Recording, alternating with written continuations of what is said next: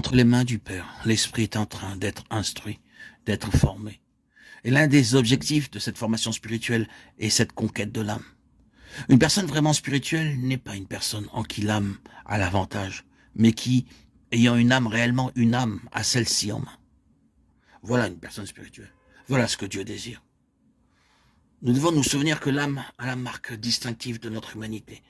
Et Dieu ne va pas faire de nous autre chose que des humains en tout temps, durant cette vie ou après. L'humanité n'est pas une chose mauvaise, c'est une chose divine. C'est une conception particulière et unique de Dieu. Les anges sont au-dessous de l'homme tel que Dieu veut qu'ils soient.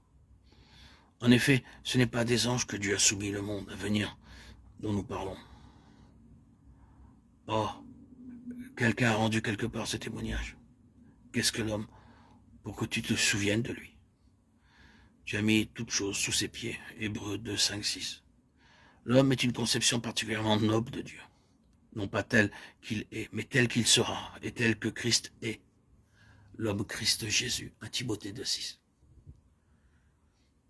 C'est une humanité glorifiée que Dieu désire. Et la marque distinctive de l'humanité est l'âme dans sa juste position et sa juste relation. L'homme est composé d'un esprit, d'une âme et d'un corps, mais l'âme est le siège de l'intelligence morale. Il doit donc être gagné. Cela ne peut être que si l'esprit est dans une juste position et juste union avec Dieu. Oui, je sais tout au sujet de ces doutes et ces craintes, ces contestations, ce tourbillon de confusion, ce conflit de force qui s'élève en face de la volonté connue de Dieu. Et j'ai bien des fois souffert, parce que j'étais désobéissant, parce que je ne me suis pas confié dans le Seigneur. J'ai subi un mauvais moment au-dedans de moi, parce que j'ai permis à mon âme d'avoir l'avantage et le dernier mot, et de produire une hésitation, un arrêt. J'ai appris qu'il ne convient pas de permettre cette sorte de choses. Mais ce que je dois faire maintenant, lorsque cette chose s'élève, ce doute ou cette tendance naturelle qui m'est propre de douter ou de craindre, ou de contester, ou de trouver à redire, ou d'hésiter,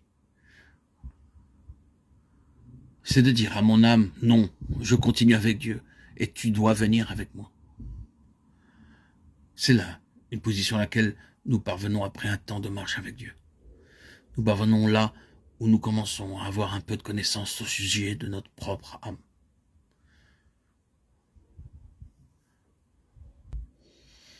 Oui, cela m'a mis en difficulté auparavant, cette tendance naturelle qui m'est propre de discuter la chose, d'en débattre longuement, d'en faire le tour en me posant des questions.